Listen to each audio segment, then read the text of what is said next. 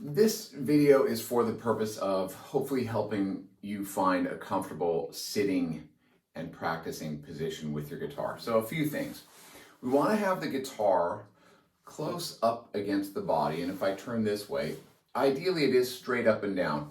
We don't want to tilt it back like that, although that may seem like a good idea, enabling you to see what your fingers are doing and see the fretboard more easily. What that's also going to do, unfortunately, is cause your wrist to bend when you're playing at this uncomfortable angle, which we don't want. Ideally, your wrist is going to be more like that. By having the guitar up against your body, it is going to give you a straighter wrist position, which we want. It's also going to give you a secure base for holding the guitar still while you practice, which is important. We don't want it moving around while we practice. So you're going to be using your plucking hand, for me it's my right hand, holding this up against your body so that it's flat and toward your body. You're also going to be, of course, using your fretting hand, in my case my left hand, to hold the guitar up against my body, and notice the guitar is straight up against. So that's a good secure position. Now, what I just naturally did, if you noticed, is instead of, I'm sitting here, instead of having the guitar resting on my leg with my feet on the floor, that's a little low for comfort for me. I like to have the guitar elevated a little bit. And one way of accomplishing that is crossing your leg. And you can do this with either leg.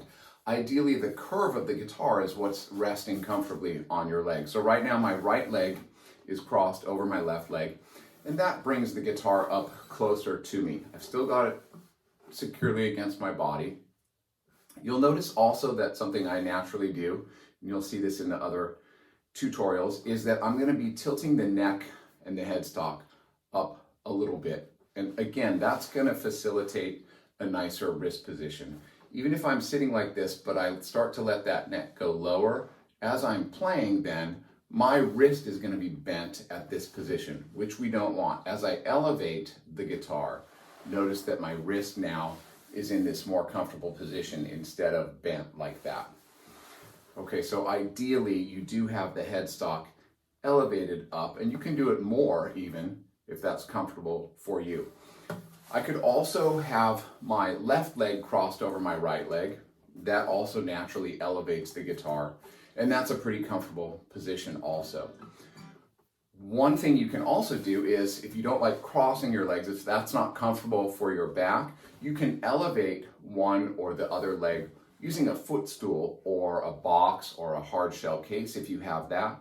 And you'll see people do this a lot. Classical players generally, historically, have used a footstool, which is adjustable, to hold typically it's their left leg up if they're playing right-handed, and that accomplishes the same thing.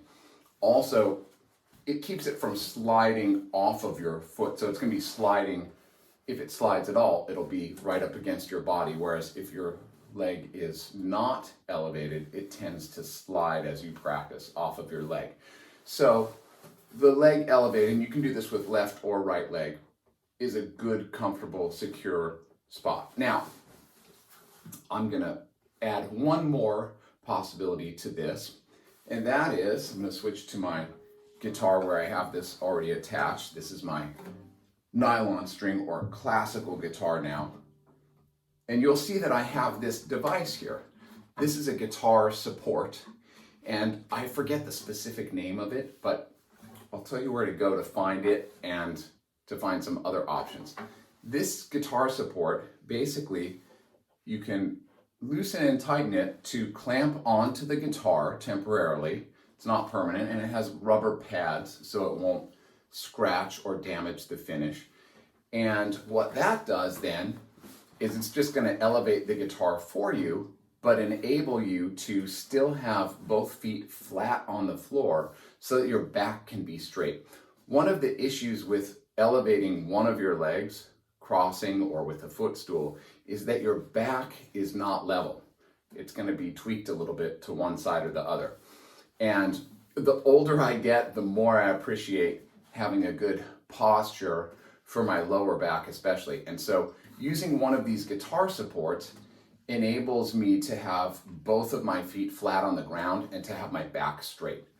So that's something that you can consider. This particular one is fairly expensive, but I'll tell you where to go to find ones that are less expensive, and even a pillow that they make that's specifically designed for this purpose. Of course, you could come up with your own way of doing this with a pillow or some combination of things that hold the guitar up for you so that you can have your feet flat on the ground.